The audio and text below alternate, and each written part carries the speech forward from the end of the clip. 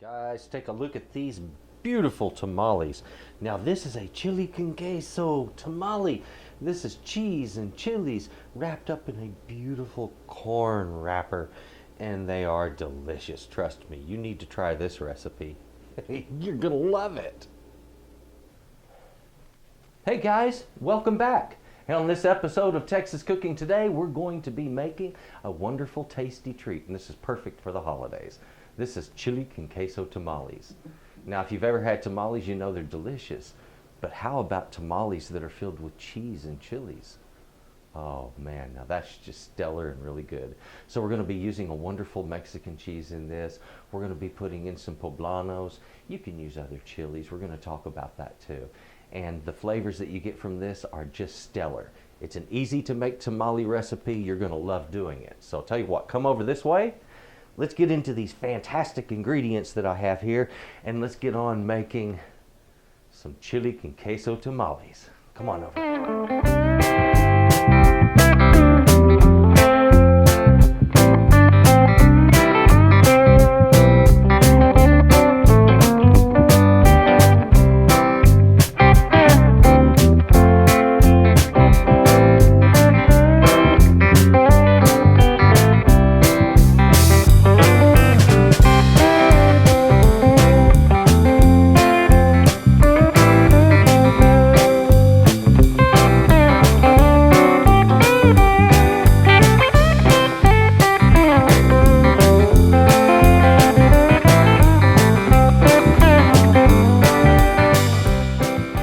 As you always hear me say, get something to enjoy kicking back in the kitchen with, whatever it is. If you want a cup of tea, a coffee, whatever it is, just grab something to wet the palate and to be able to kick back with and relax, and let's enjoy this experience. Making tamales normally, as I mentioned before, is just huge work. But this particular recipe, even though you see a lot of ingredients out here, this one really isn't that tough to make. The hardest part of what we're going to do here, in my view, is going to be removing the skin from the chilies. After that's done, the rest of this is just sort of smooth sailing. First off, I'm going to start with the wrapper, what goes on the outside of our tamales. You're going to need some corn husks. All right. Now, in case I forget to mention this later, corn husks have a smooth side and a rough side. So you just got to feel them, and whichever side is smoother, you put that side down, and that's what you put your masa on and roll it up. So you're going to need a package of those. You're also going to be needing a package of corn masa. Now this is what they call masa harina. This one is a yellow corn masa harina, and that means a corn flour or dough flour.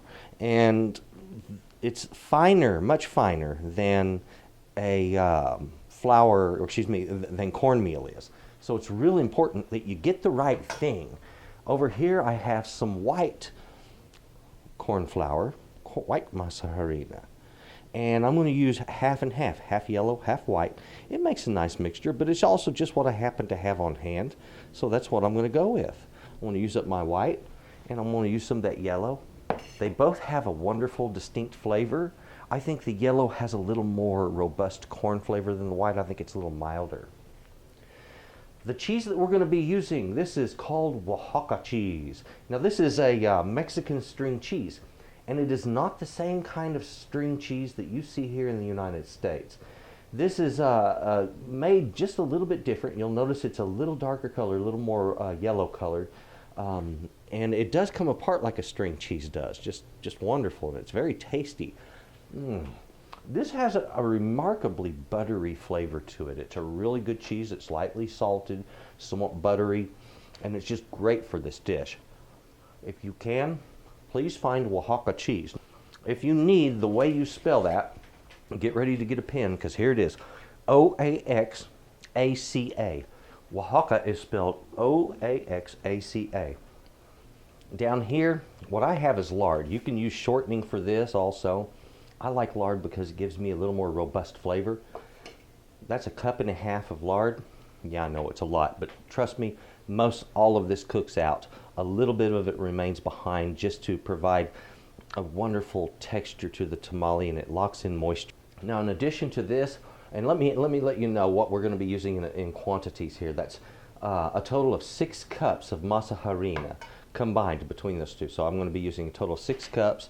I have here 4 cups of chicken broth. You can use vegetable broth also, or just water. Chicken broth, I like it. It's nice and rich and warm in flavor, the same way the lard is. The Oaxaca cheese, I'm going to be using about 2 to 3 pounds. And the same way on these poblanos, 2 to 3 pounds of poblanos. You want about the same weight to chilies of chilies to cheese, and that way you get a good proportional blend there. I have here some baking powder. This is 1 tablespoon of baking powder. I'll be using a tablespoon of salt. The cumin I'll be using 1 tablespoon of, and paprika I'll be using 2 tablespoons of. So very simple ingredients there. Now you'll notice there's another chili over here. This is a little Hungarian sweet chili, and if you want to include various color of chilies in this, this is the perfect dish to do it with, because we're going to have this beautiful wrapper with this white cheese inside of it, and then you can put all kinds of color, which is what makes it a wonderful Christmas tamale. You could do red and green chilies inside of your tamales, and you've got a beautiful Christmas cheese tamale.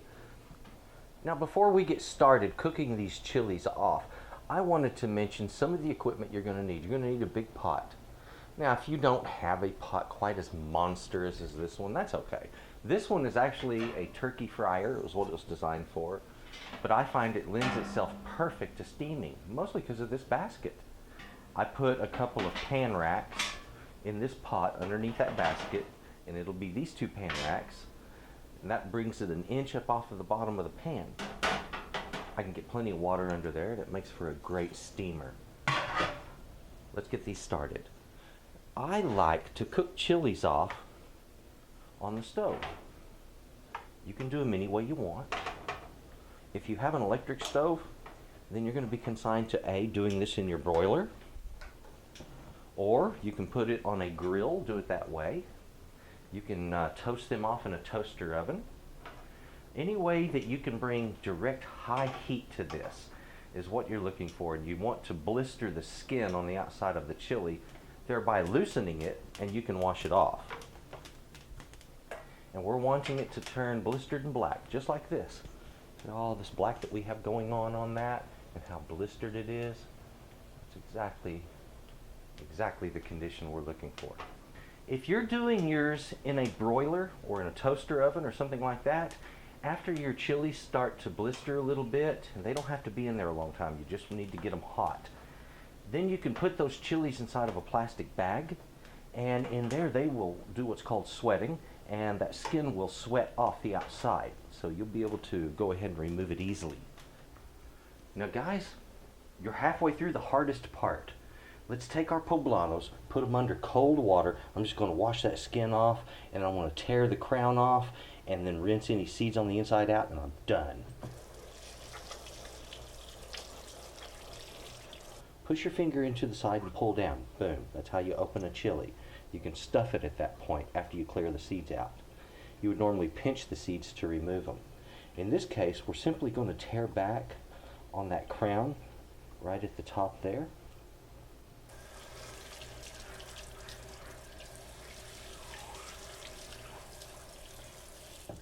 And there it is. That's all there is to removing that skin, seeds, and getting a poblano ready to slice. Isn't that easy?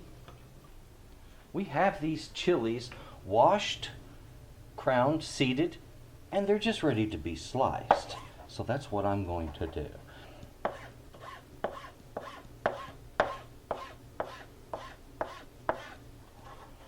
That way we can put them in our tamales, all right? Yeah. It is now time for us to make the masa. That is the part that goes over the center of our tamale and makes it kind of hold itself together. And it's basically the dough, you can say. Now that was very short. When you are creaming, what you're trying to do is to soften and work air into the fat. There, so all you have to do is occasionally reach down in there. You know, even if you're doing it with a regular hand mixer or other means, you're going to occasionally have to get in there with a spatula, you know, something like this, and get it worked off of the bowl so you can get full even combining on your ingredients. There, now we have it running nice and smooth. The fat isn't coming up too high, and it will cream it nicely. So I'm going to give it a few minutes running at this level. This has finished creaming for an extra 2 minutes. And if you will notice, look down here in our bowl. It has become very shiny, very glossy, stiff peaks. It's holding peaks nicely all over the place, as you can see. And that's just perfect. That's just where I want my lard to be. Right now it doesn't even look like lard. It looks like something totally different, like frosting or something. And it's beautiful. Now, what I want to start doing is to work the other ingredients into this. And I'm going to begin with our masa. But let's get just a little bit better view to do that. Let's do this on slow.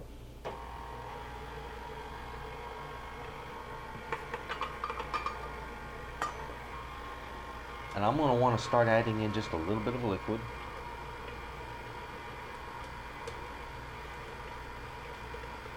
And I want to pour this in very slowly. If I pour it in too quickly, it's going to come sloshing out. It'll make a mess. Mixers are good for that sometimes. They can be messy machines, but they can also save you a whole lot of arm work. Your first mixer does not have to be expensive. Doesn't even have to be a stand mixer. You can get a hand mixer and it'll do a wonderful job of this. And some of those are rather inexpensive. Now I can start gently working in some of my other ingredients.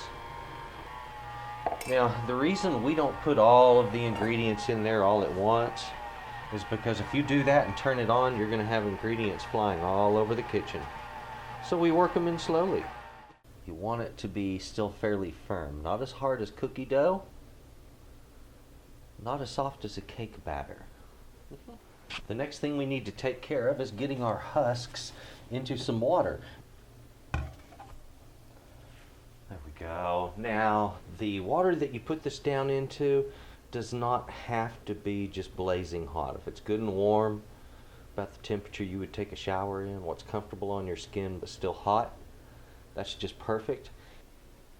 Guys, you're going to need a good workspace, okay? So what you're going to want is a space where you have your masa and your wrapper, the fillings, all right at hand and close to where you're going to be putting them in just a little bit.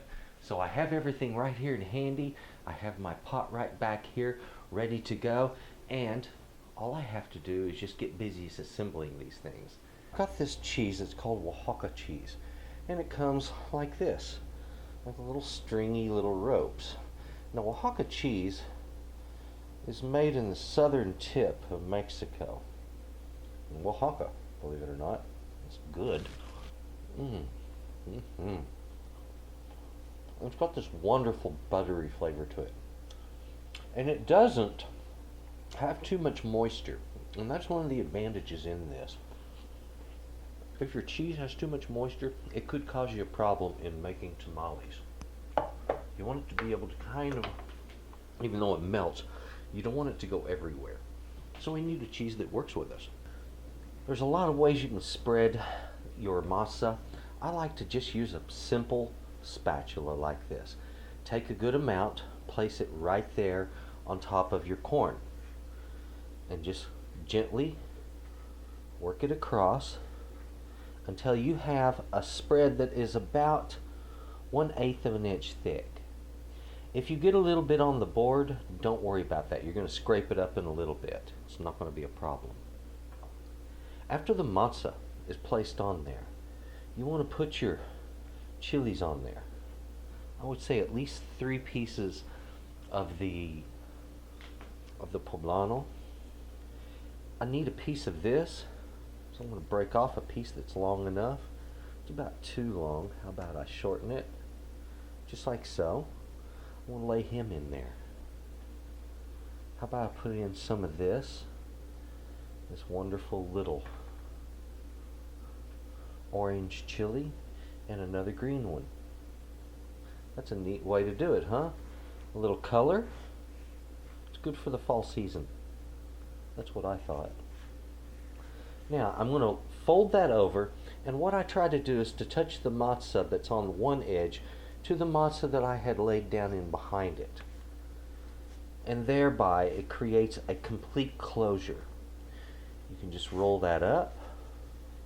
So what you want to do is gently pinch right here until you feel it kind of packing up a little bit, and then fold it away from this.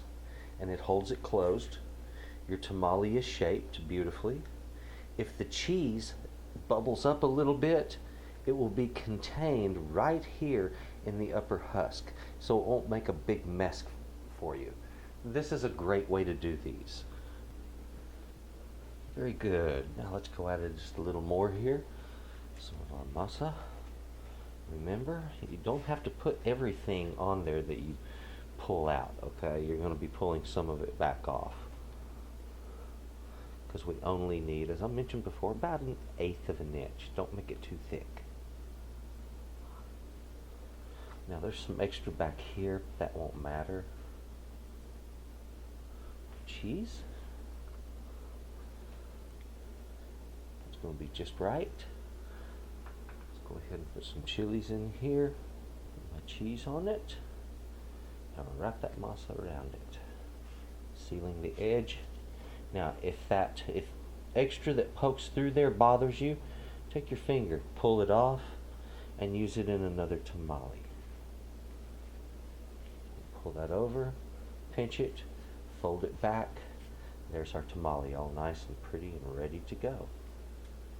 This recipe should make, easily a good 30 to 50 tamales, just depending on the amount of cheese that you purchased and everything. But if it was 3 pounds of cheese and 3 pounds of chilies, then you should be able to make a substantial number of tamales.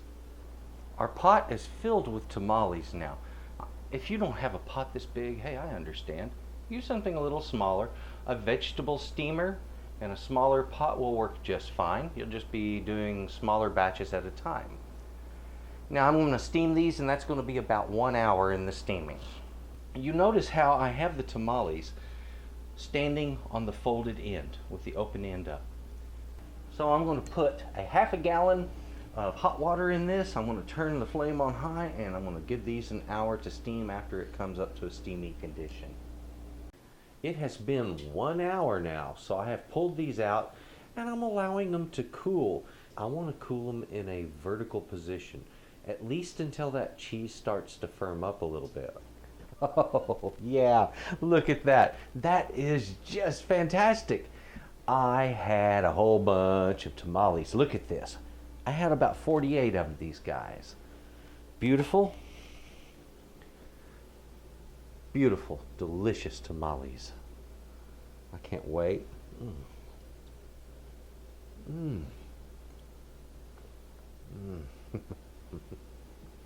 Yummy.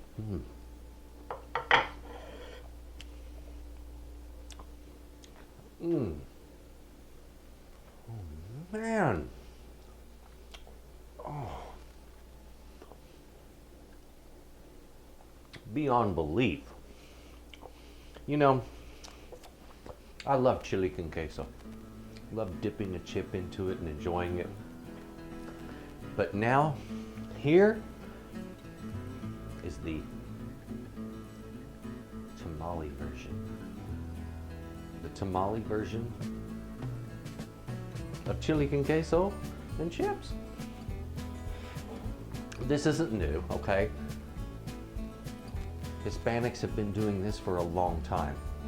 In fact, this is one of the, I've been talking to a lot of my friends, and they said this has been, for a long time, one of their favorite recipes. And so I've decided, well, I would develop one that really tastes good, and it's just based on my own recipe. And that's what this is. So I've already tried it out on them. They loved it. Everybody's asking for the recipe. I told them you have to wait till the video. That's just the way I am. Guys, thank you very much for watching Texas Cooking Today and for watching this show. If you haven't subscribed, please do. And to my subscribers, hey, an extra special thank you to you guys. Thank you very much. And also, if you would please share the videos. Got great stuff, and the more that people that watch it, the better it gets. So thank you very much. You folks have a good day. Goodbye. Hey guys, thank you for watching Texas Cooking Today. Do appreciate it. If you would, please subscribe. If you like this, just click like down there, and if you would, I would really appreciate it if you add me to your favorites. Thank you.